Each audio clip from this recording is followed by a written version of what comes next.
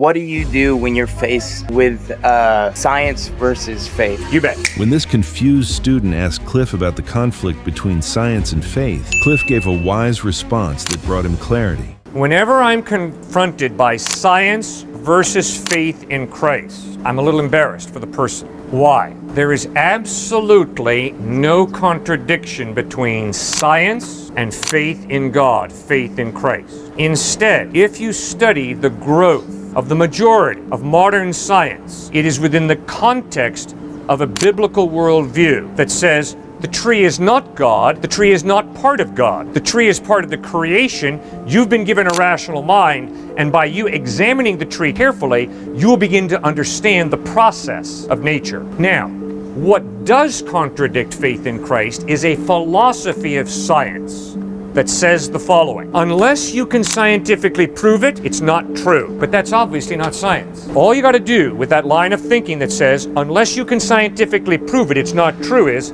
ask yourself, can I scientifically prove that unless I can scientifically prove something, it's not true? See, it's self-defeating. The whole idea that unless I can scientifically prove something, it's not true.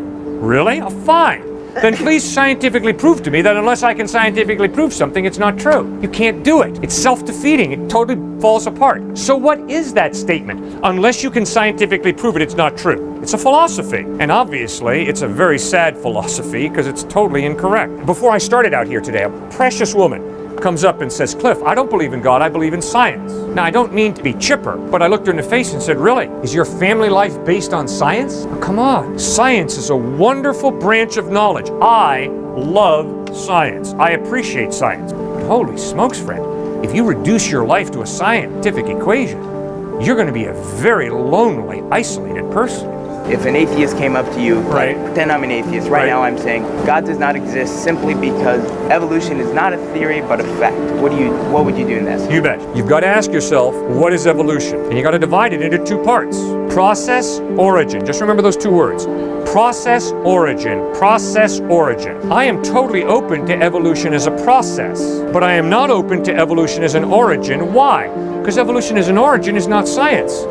Evolution as an origin is a philosophy of science. It's a philosophy that says behind the process, there's no intelligent mind. We originate from chance and fate. Well, sir, that is not science. That's a philosophy of science. But I can promise you there is nothing scientific about it.